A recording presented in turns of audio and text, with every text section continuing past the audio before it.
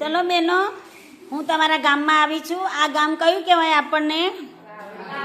વાવડી ગામમાં આપણને સીવણ ક્લાસ ચાલુ કરી છે. તો આપણે 2 મહિના સીવણ કરવાનું છે, બરાબર. હું પ્રાર્થનાબેન સીવણ ક્લાસવાળી બેન છું અને તમને 2 મહિના 2 કલાક આપણે 12 થી 2 સીવણ ચાલુ રહેશે. એમાં 1 કલાક તમારા ડ્રેસનું આવશે અને બીજા મહિનામાં તમારે બ્લાઉઝ આવશે, બરાબર. 2 મહિના સીવણમાં રેડી રહેવાનું છે તમારે. અત્યારે આપણે ડ્રેસનું કટિંગ કર્યું, કાલે કર્યું હતું એ બતાવી દેજો તમે. પેપરમાં આપણે કર્યું હતું ને જે, એ કટિંગ કરી દીધું. જુઓ, કાલે પેપરમાં કરાવ્યું હતું બહેનોને અને આજે એમને પેપરનું કટિંગ કરવાનું નથી, ડાયરેક્ટ કપડા પર કરવાનું છે. 2 દિવસ આપણે પેપરનું કટિંગ કરાવી દીધું છે, બરાબર. અને જે લોકોને સીવણ ક્લાસમાં શીખવું હોય તો આપણને મેસેજ કરો અને આ વિડીયો જોઈને લાઈક કરો, સબસ્ક્રાઈબ કરો. અને તમે આ મશીન ઉપર પણ બહેનો બેસવાની છે.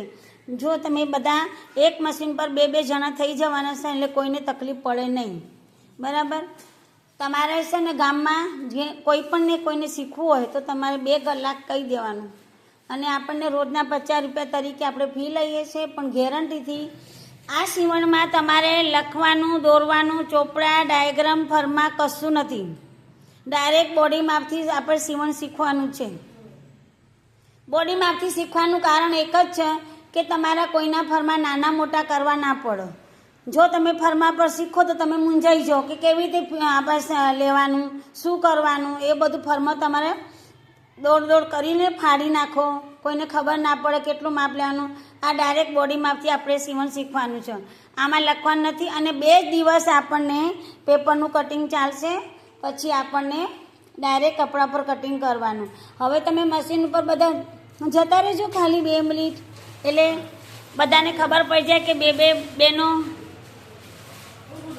1 કલાક કટિંગ કરશે અને 1 કલાક 2 જણા સીવશે. આ બધા બહેનો આપણે ગોઠવાઈ ગઈ છે. એક મશીન પર આપણે 2 બહેનો થઈ જવાના છે અને આ બધા આપણે કટિંગના કપડાં બી છે.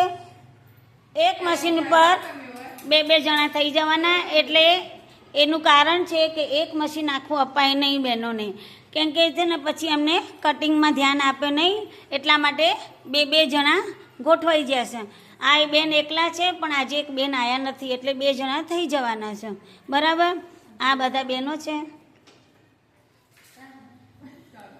હાય કર.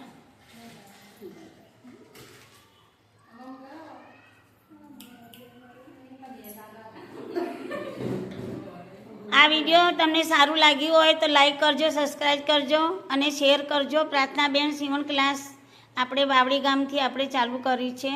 કોઈ પણ ગામમાં બીજાને કંઈ ચાલુ કરવાનું હોય તો મેસેજ કરી દેજો. ચલો બાય, ઓકે.